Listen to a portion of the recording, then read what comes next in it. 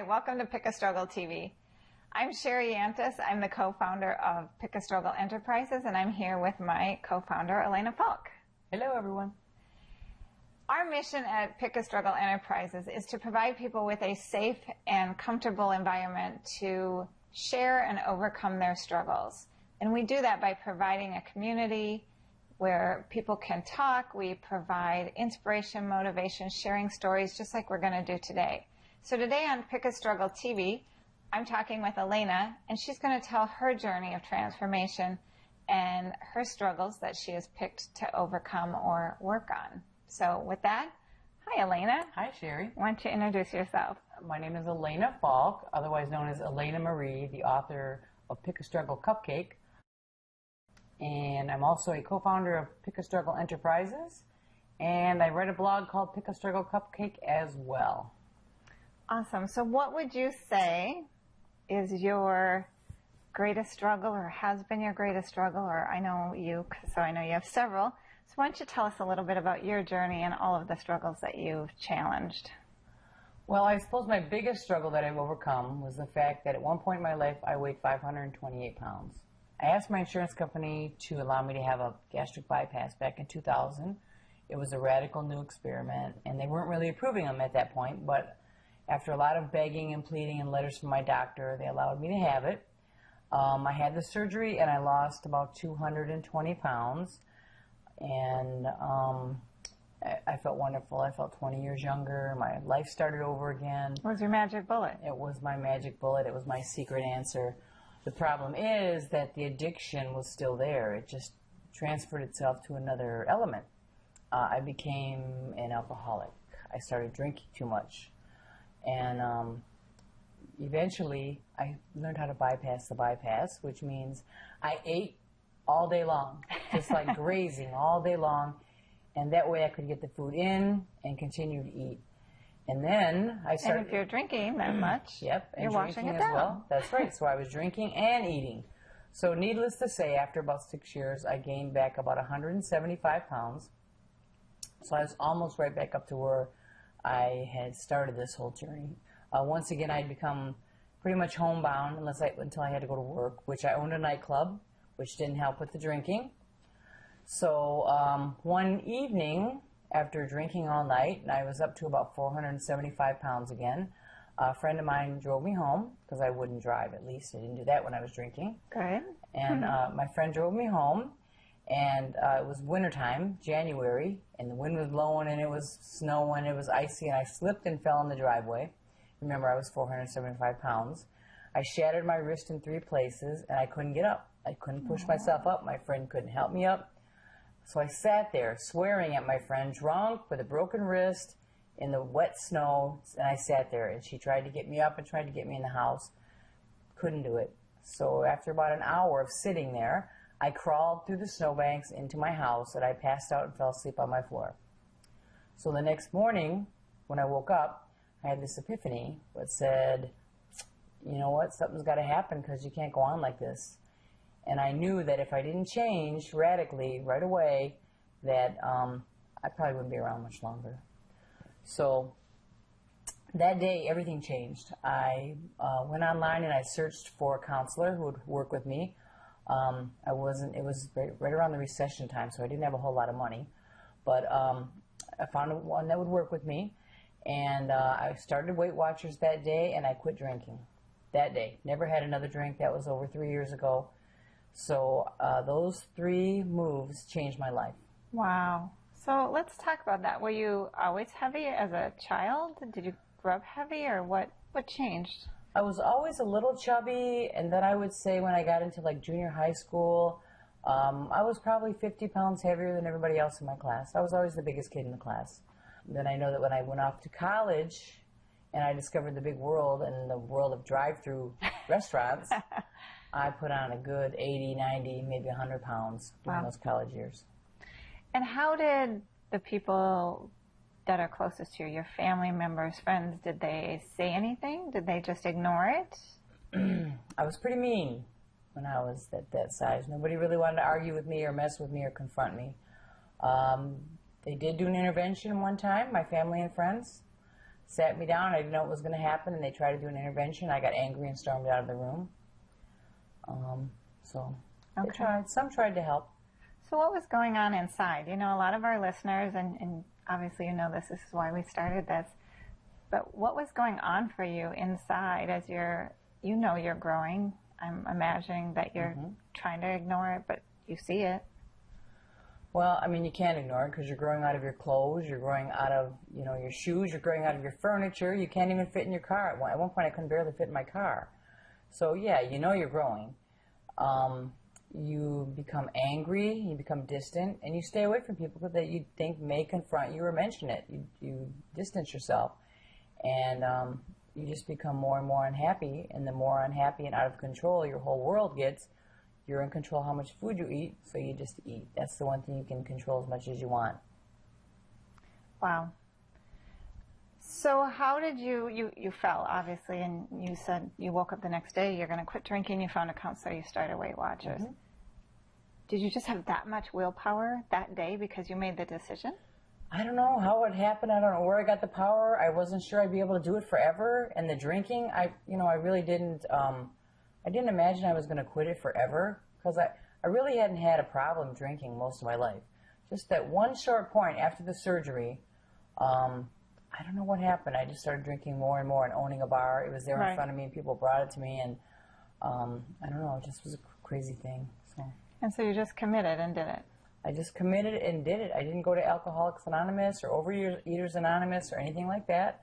Just that little bit of counseling, which was only for maybe 6 months at the most, not even that really. I pretty much did it. And I started journaling and writing and sharing my struggles with people, and that really lit a fire under me.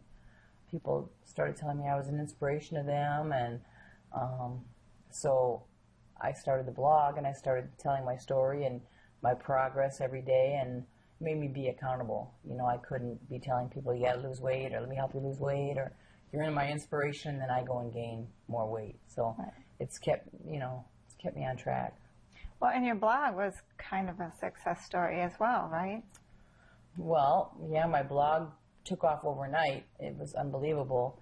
I wrote a couple of stories, put them on there, and told my friends about it, and I don't know how it happened, but I think I had like 1,500 subscribers in the first few months. Yeah, so that's great. That I know you didn't realize what a big deal that was, but people work a long time to get that following.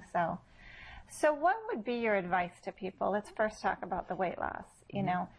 Okay, not everybody weighs over 500 pounds. Right. We know that. Actually, it's a special 1%. Group of people. 1% of the whole world gets to that point where they're over 500 pounds. Right. And so we realize that not everybody needs to lose 300 pounds. But whether it's 30 or 300 or 5, what advice would you give them? I guess the first bit of advice would be you can't quit quitting. You just, what? You're going to quit, you're going to gain some back, you're going to lose some, you're going to gain some back, you're going to fall off the wagon, you're going to eat things you're not supposed to eat. It's going to happen, I can tell you that right now, but you got to keep quitting. I mean, I can't tell you how many times I've started over the years, So that's the number one thing. Don't stop quitting. And I would say, like for me, I think of, oh my gosh, I have to lose 100 pounds, 200 pounds. That seems insurmountable. I know when I was at my heaviest, I had 60 pounds to lose, and that seemed like, too much work, so I'm not going to do it. Obviously, I did it. Where do they find the support? How do they do it? It's not easy. You're going to family gatherings. You owned a bar. I mean, drinking alcohol, it's just liquid, right? No big deal. A lot of calories in a glass of alcohol, a lot. A couple of drinks is like eating a full dinner, if you're drinking the wrong thing. So, did you grab a friend and say, help me on this? I grabbed all my friends. I told all my friends, I need your help here. You got to support me. And most of them did, There were a few that, oh, come on, just have a drink. Oh, come on, you can have one hot dog. Oh, come on. But, you just got to learn to fight that, and you got to learn to ignore it, and you have to tell people where you're coming from and be firm. I'm doing this to save my life, so support me in this. Right. And I think that's what my advice would be from the other side of the fence, talking to people about making the choice. You make the decision and you do it. But really bringing those closest to you. Mm-hmm. Elena has some great stories, and, it's been fun to hear all your transition. I think you have some, great things. Now, you talked about it at the surgery, mm-hmm. how they weren't approving it back then. Is it easy to get approved now, or do people still have to jump through hoops? And talk about, I know you have some funny stories to go along with that. How my favorite is the day it got approved. Oh my goodness! But talk about what that felt like and the frustration, and how you kept going. What they can do, give them some help there. Well, back when I had the surgery, like I said, I had to beg my insurance company for it, and they wouldn't approve it. And finally, I went to my doctor and I said, "Please, if I don't have the surgery, I think I'm going to die. I just think that I'm not going to survive this. I have to do something." So she didn't really want to do it, but she wrote the letter. She had never had a patient who went through the surgery yet at that point. Okay. So it was really new, and you couldn't have the surgery unless you needed to lose a minimum of 100 pounds. Had to be at least 100 pounds, or they wouldn't approve it. Now they'll approve it for 50 pounds, 30 pounds. They will. They have different, the gastric sleeve or the bypass, or there's a ton of different things they do now. So it's easy to get approved. And everybody doesn't need that surgery. I needed it to save my life. I had to lose 200 pounds, and I had to do it fast. But these people that need to lose 30 or 40 pounds, you need to do that on your own, because this isn't a magic, bullet, like you said.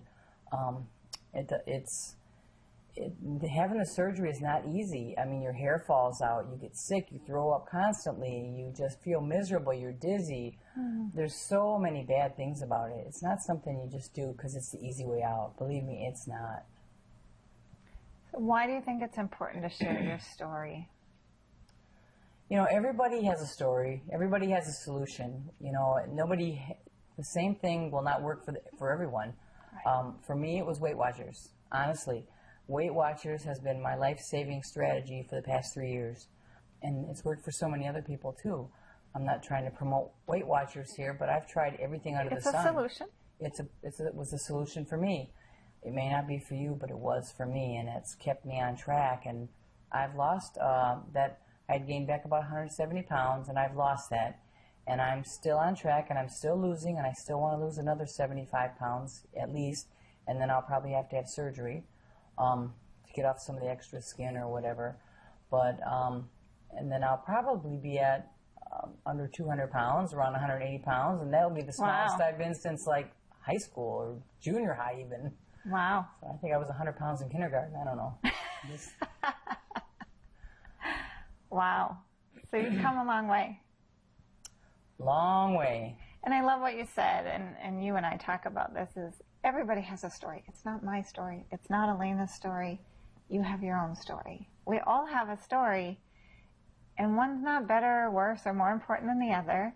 We all have struggles. It's finding what works, finding support, being able to, come to this community or wherever to say, I just need a little help today. Right? Mm-hmm. And finding motivation and things like that. And like you said, asking for help. Ask. It's People hard. know. People know when you're overweight. They see it. Believe me, you're not hiding anything. When you drink too much. Yes. When you're drunk. People notice. They know. And people knew you were crabby, so they didn't want to help you. Why do you think you were so crabby? I was unhappy. I was lonely. I had, no relationships. I stayed hidden away most of the time. My only comfort was food and eating. I spent my time going from drive-through to drive-through, eating food all the time, sitting in my house alone. If you read my blog, you'll see stories of Halloween and Easter where I would make baskets for my nieces and nephews and eat all the candy before they got it, It's an awful thing. It's an addiction. It's, in a case like mine, some people who need to lose 30 pounds or something, might not be the case, but in my case, it was a food addiction, and that's just like a drug addiction or alcohol or anything else. Something you have to address. You need help with, professional help. Right. How did you stay hidden? You owned a bar. You were in the entertainment industry. You actually owned 4 bars. Well, let me tell you this. I owned that bar. That was my world. People that were there worked for me. They wouldn't dare say, you're gaining too much weight, you're getting a little chubby. They didn't dare. They wanted to keep their job. So that was my world. I was the king. I was the You know, that was my place, and nobody dared say a word to me, and I created my own little world in there. And, you know, everybody knew me and respected me. They had to respect me, or they'd get fired or barred or whatever. So. And they're all laughing right now. And they're probably all laughing right now because they've all been barred or fired at one time. And I am lucky enough to be here today in Michigan with Janet Kester, who is the counselor that Elena found in her time of need. Janet owns Kester Counseling in East Lansing, Michigan. She has her master's in social work and her bachelor's in business administration. Janet, thank you so much for being here today. It's my pleasure to be here, Sherry. Thank you for having me. So excited to talk to you. We've heard about you. Anyone who's followed Elena has heard about you for the last 3.5 years. So I think that's just amazing. I had no idea. Yeah, you know, you met her at a really low point in her life. Mm-hmm. So, Janet, tell us a little bit about that day that you got the call from Elena. I mean, why Elena? She didn't know you. She found you in the phone book, so you had no background. She didn't have the money to pay you your normal fees. And so you get this call that says, hey, lady, help me. What made you take her? Well, there was something about Elena and her story and the reason why she wanted to come in. And I thought, this is somebody that is really motivated, that is really looking for help, somebody to walk alongside her in this journey. And I fortunately had some openings in my schedule, and we agreed on a price that, you know, was really a win-win for both of us. Sure. And I do take on clients on a sliding fee scale, so it's a way to give back. Nice. So with her level of motivation, yep, I'm going to take her on and see where we're going to go with it. So did she come in that day? Do you remember? I don't remember. Yeah, I'm not sure if we just scheduled an appointment and then she came in later. But yeah, I know that it's a very vulnerable time when someone says, I'm ready, and then if you wait too long, you might lose them. That's right. So I do try to get my clients in right away, because when they're calling on that day, that's when they're ready to get the help. Right. So you can't let them wait. Right. So in walks 500-pound Elena. What was your initial reaction when you started talking to her and meeting her that day? Did you still feel like she was ready? I could tell that she was ready. Yeah, I could tell that she was sick and tired of being sick and tired. Mm-hmm. She was very large, but that was not off-putting to me at all, because I have struggled with my own weight issues, so I could really identify with her.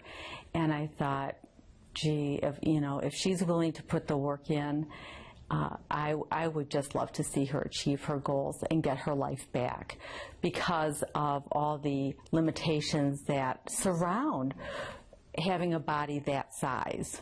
Yeah, right. Go ahead. What was her disposition? You know, we see pictures from that time of her life, and there are a few that have genuine smiles. Most of them look pretty unhappy, we'll say. You know, from my recollection, because it has been a while, but I remember it was a mixed bag of emotions. Okay.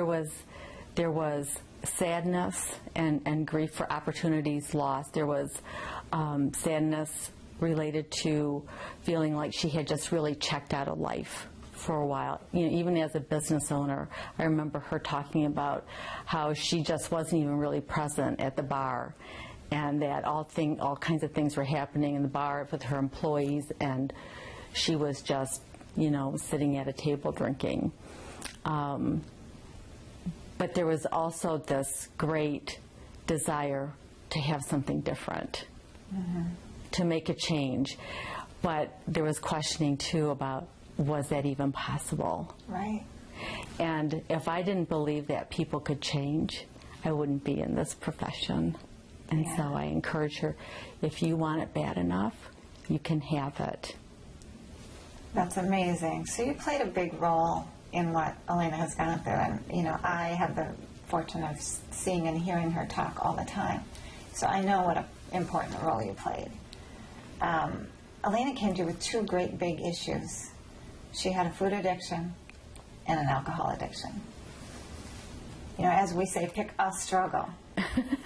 Right. So someone walks in with those two big addictions. What's your thought at that point? Like, whoa. I was blown away, because in addiction recovery, you choose one addiction at a time, and she was coming in to tackle two really large issues, but I thought, if she is down for that, I'm down for it too. Let's do it. Where do you start? Instilling hope. Okay. Instilling hope that things can be better. Instilling hope, like, just for the day. Just, what are you going to do today to get yourself better? What are you going to do today to have greater self-respect? Nice. And care for yourself? And that, the day by day. I mean, we can't live in the regrets of the past. We don't know what tomorrow's going to bring. But what can we do today to make our life better and the life of the people around us better? So you started in here. In the heart. You yeah, didn't in the start with thinking. The food or the drink. Yeah, the food and alcohol are manifestations, outward expression of what's going on in the heart and the mind. Right. Okay. But I was so impressed with her motivation and her determination that was enough to override any shame, embarrassment, guilt. It's like she woke up. Right. And said, you know what? Enough is enough. I want something different for myself. And that was the catalyst. I just walked alongside her on this amazing journey to support and encourage, be a cheerleader. She did the work, though. That's awesome. Talk a little bit about food addiction. You know, food addiction is not like an alcohol addiction. You can't quit eating. You can quit drinking. Sounds easy. It's not. I know that. But how do you overcome or deal with a food addiction? What's your advice? Yeah, food addictions are tricky because you can't completely abstain. Right. So you still have to eat. But what we know from research is that food addictions are usually grounded in foods that are rich in sugar, salt, fat, and can react in a person's brain very much like cocaine or heroin. So it hits the reward center of the brain, and that's where the addiction comes in. And so following a program similar to Weight Watchers or something that's low carb or something like that, where you're eliminating, that's where you can do the abstinence, is by abstaining from those particular foods that are trigger foods. Interesting. Okay. So how does someone know if they have a food addiction? Well, if they find that they are craving certain things, like chips or sweets or chocolates,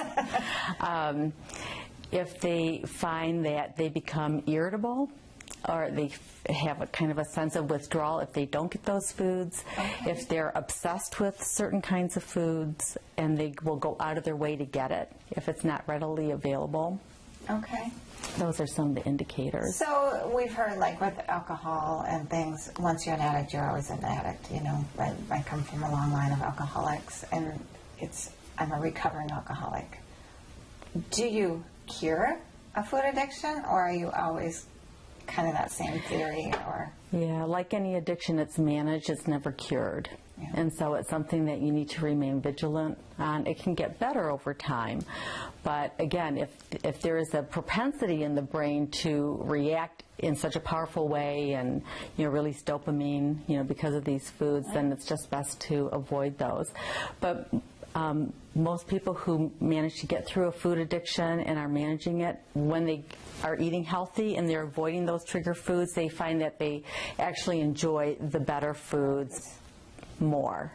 So even the taste buds change. And so it does become easier over time. And then the reward of losing weight, feeling more mobile, having more energy, looking better in clothing, feeling thin and feels better than anything tastes kind of philosophy. Right. Awesome. Now, you saw Elena for about 6 months, give or About take? 6 months. How did you know she was ready to leave the nest? Well, Elena did the work. She was very consistent in coming to her sessions. I don't think she missed any sessions, maybe one due to illness or something. So that showed me a commitment to therapy. Okay. She had a support system in place with friends, with Weight Watchers. I could tell that there was a huge transformation in her own thinking and motivation. And once you get to the point in therapy where you're just doing updates and just chit-chat. Right. And I'd seen the progress, not only mentally, and there was evidence physically. Sure. I thought, well, I think you're ready to go out on your own. I think you have everything in place that you need to, to continue your support and your recovery. And my door is always open if you need to come back for any reason. I never terminate permanently. If I'm here, if you need me. So. Well, look, here we are, almost 4 years later. It's an amazing journey. I couldn't be more pleased and more happy for Elena, and I am so proud and pleased and honored to have played a part in her journey. Well, I have a little surprise for you. Maybe we should bring Elena out, who you haven't seen in almost 4 years. Oh my gosh, that would be great. All right, so Elena, come on out. Oh my gosh, Elena, it's so Hi. good to see you. It's been so long. You look amazing. Thank you. I'm Thank so you so much. proud of You too. you. You look great. Thank you. Thank you, Sherry, for bringing us together. Absolutely. Off camera we were having a conversation that I would like to kind of relive here for the viewers because I think it's important. Elena had mentioned that one of the turning points in her counseling, I guess, is when she was talking about being mean to her employees. So you want to talk about that a little bit, Elena? Well, one of the pivotal moments that I remember was when we were having a counseling session and we were talking about my parents and my father, who was an alcoholic, who owned a bar, and my mother, who worked for him, and the way he would treat her and be so obnoxiously rude to her and yell at her. And I realized that I was treating my manager the same way that my father treated my mother. And when she said that to me, it was like a pivotal moment for me, and I was like, wow, I'm becoming my father, which I didn't want to do. Mm-hmm. So you drew those things out in her that, she's often said she couldn't have done it without you, so. She gave me the confidence to know I could do this, because I didn't feel like I could. So proud of you. You did the work. again. You were willing to do the work. Thank you again. Was a cheerleader. Oh, you were a good one. Counseling does help, believe me. When you find the right counselor and you have the attitude and the determination, it's a great mix, and you guys are proof of that. So thank It's you. a success. Publicly you now. are welcome. Well, thank you for choosing me. Well, thank you It's for been a having me. privilege. Thank you. Any final words, Janet, that you would have for viewers that might be in a same or similar situation, or the whole counseling taboo thing? It's I don't want to ask for help. I come from a small town where counseling, ew, really, you're a whack. Okay, maybe I am. Well, we all need somebody to talk to. And it's important to have somebody to talk to that's non-judgmental, that doesn't know everybody that you know, a neutral person that can listen to your story and, point out some things that notice where you might be self-sabotaging, challenge the motivation to change, if there is motivation, if there isn't, why, to look at how each week goes, what's worked, what hasn't worked, and why. Kind of pulling out some insights like the history about your dad, and just recognizing that we do repeat a lot of the positive and the negative dynamics of our own experiences growing up. and what's happened to us. So, and counseling also instills hope. If I didn't believe people could change, I wouldn't be in this business.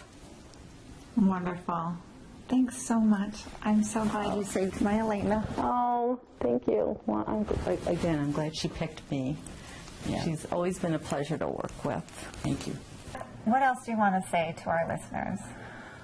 Oh, my goodness. I want to say that don't give up. Whatever struggle you have, don't give up. You can solve it. You can take care of it. We're going to help you, Sherry and I. We're going to do all kinds of crazy things and fun stuff to help you beat whatever's getting you down. Thanks so much. Thank you, Elena, for opening up and sharing your story. I know it's not easy. It's much easier now than it was probably a year or two ago. Right. But, and for all of you out there, share your story. It gets easier. Share it in our community. But once you start sharing it, you empower yourself. Like Elena said, when she started blogging, it held you accountable. Yes. You know? And Elena has a book out. There's another one coming out Yep, soon? a new one coming out the end of summer. It'll be called Pick a Struggle Cupcake Seasons. Awesome. And that will have lots of inspiration in it too. But share your story. If it's not with us, with somebody, with one person, you know, all of your struggles, it starts with one person after yourself. So with that, thanks for joining us. Thank you. And we'll see you next month on Pick a Struggle TV.